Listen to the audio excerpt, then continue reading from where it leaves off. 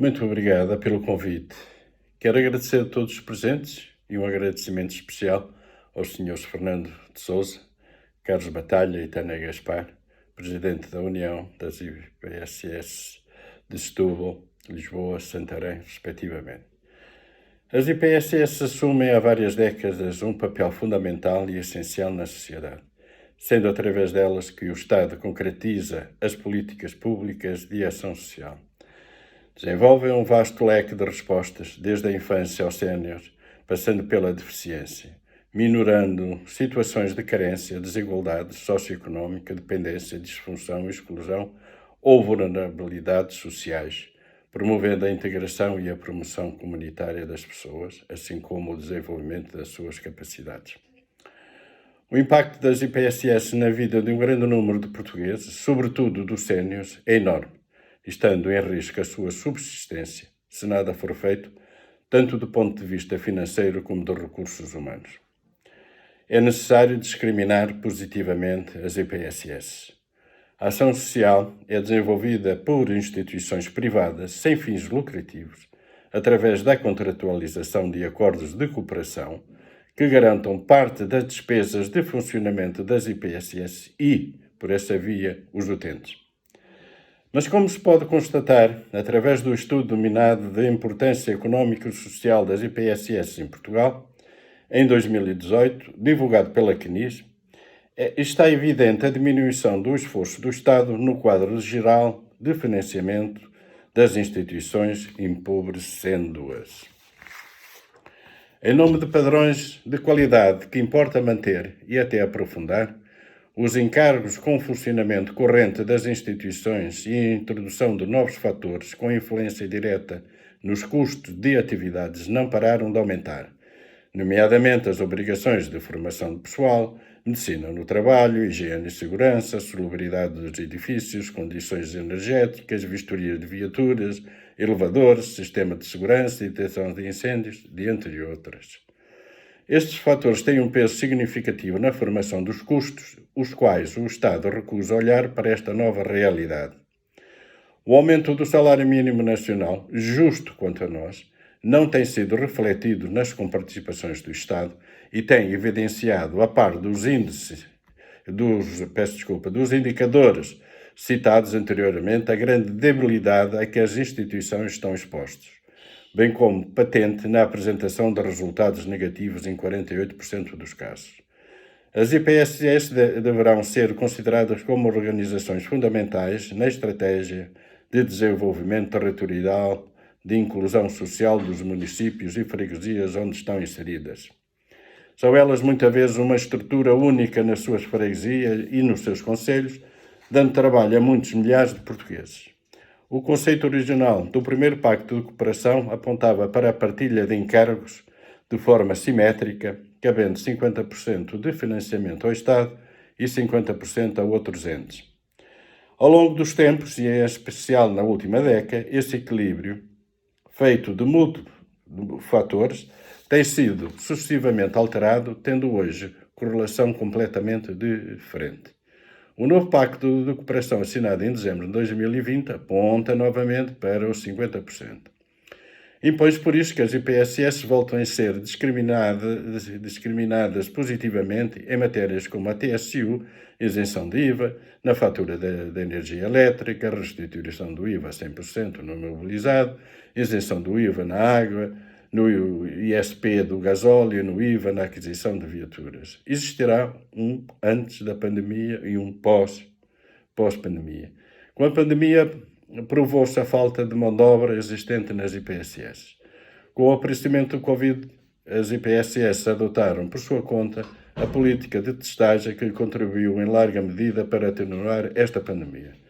Podemos definir a pobreza como condição humana caracterizada por privação sustentada ou crónica de recursos, capacidade de escolha, segurança e poder necessário para o gozo de um adequado padrão de vida e outros direitos civis, culturais, económicos, políticos e sociais.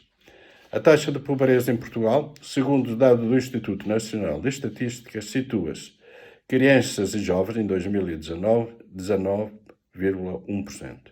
Em 2020, 20,4%. Adultos, em 2019, 14,9%, em 2020, 17,2%. Idosos, 2019, 17,5%, em 2020, 20,1%. Esta taxa tem aumentado em relação a 2019.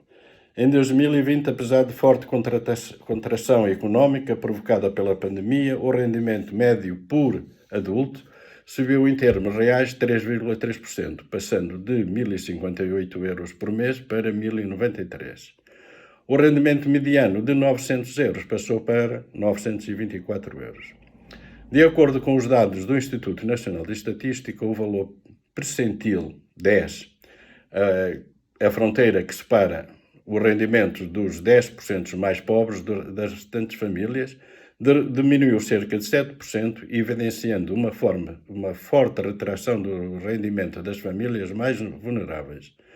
Entre os indicadores que traduzem uma situação de vulnerabilidade material e social mais elevada em 2021, destacam-se 37,9% dos indivíduos que declara não possibilidade de substituição de mobílias usadas, 38,2% em 2020.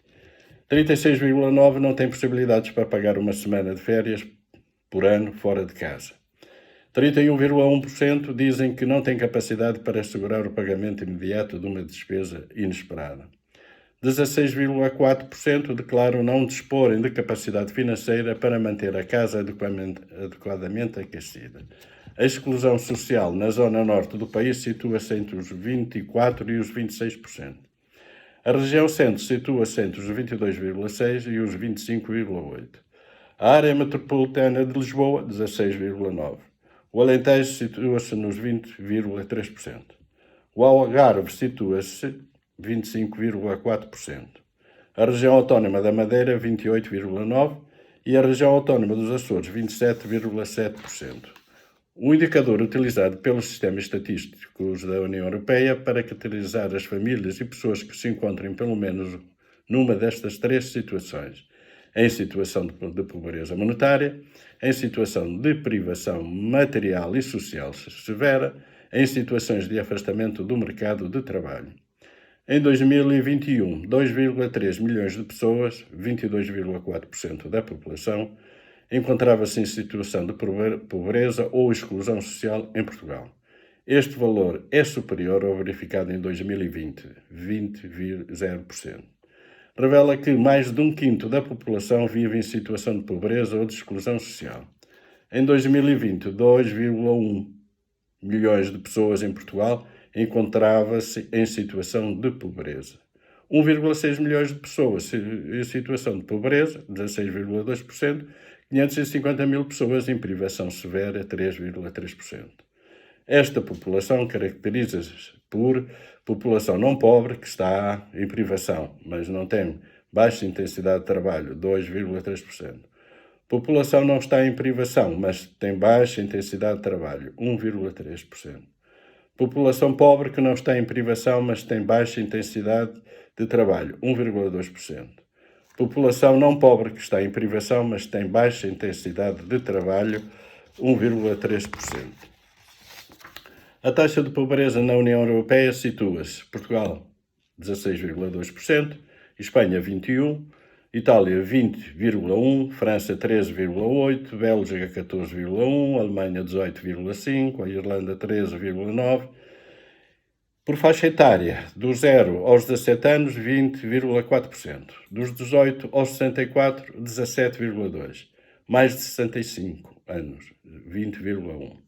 O rendimento das populações situa-se nos seguintes valores mensais: Portugal, 990,4 euros, Espanha, 1.319,7 cêntimos, Itália, 1.619,2 cêntimos, França, 1.626,3 cêntimos, Bélgica, 2.293,3 cêntimos, Alemanha, 2.220,5 cêntimos. Só os seguintes países têm um rendimento inferior a Portugal: Polónia, 730 euros, Croácia, 604 euros, Hungria, 493, Bulgária, 403, República Checa, 874, Lituânia, a Grécia e a Eslováquia. A distribuição de rendimentos em Portugal continua a ser muito assimétrica. As diferenças de rendimento em todos, e não apenas de menor e maior recursos, registrou-se um valor de 32,1% em 2017. No início da pandemia do Covid-19, em 2020, 51,3% da população residente, com 16 ou mais anos, avaliava o seu estado de saúde como bom ou muito bom. No segundo ano da crise sanitária, reduziu-se para 50,2%. 26,6% da população com 16 ou mais anos reportou ter sentido um efeito negativo. Esta condição foi referida por mais mulheres, 30,2%, do que homens, 22,4%, e em proporções semelhantes na população com menos de 65 anos, 26,8%, e na população idosa, 25,9%, conforme publicação do Instituto Nacional de Estatística. Dados atualizados a 29 de março de 2022, 18% da população está abaixo do limiar da pobreza, 554 euros por mês. Em 2021, a cidade de Coimbra tem uma população residente de 144.838. Mulheres, 53,5%, homens, 46,5%, idosos, 25,2% e jovens, 11,7%. Tem uma taxa de população jovem de 11,7%, tem uma taxa de população entre os 15 e 64 anos de 63%, tem um número de famílias de 28%, o número de alojamentos é de 67,7%. Tem um ganho médio mensal de 1.182 euros, uma taxa de mortalidade de 10,1%. Existem estabelecimentos de ensino superior 18. Registaram-se crimes em 2020 de 3.266. Estão inscritos no Instituto de Emprego e Formação Profissional como desempregados 5,3% em 2020. A região centro tem um valor de 33,3% e registra a maior assimetria na distribuição de rendimentos no país. É igualmente nesta região onde se verificou um agravamento da desigualdade, 3,3 pontos percentuais comparativamente a 2019. A região centro tem uma incidência da pobreza monetária de 19,9%, dados de 2020. A taxa referente à exclusão social na região centro é de 22,6%, também dados de 2021. Esperando ter contribuído para um conhecimento e para uma melhor reflexão e discussão, para que se implemente uma estratégia eficaz e consistente sobre a pobreza em Portugal. Muito obrigado a todos.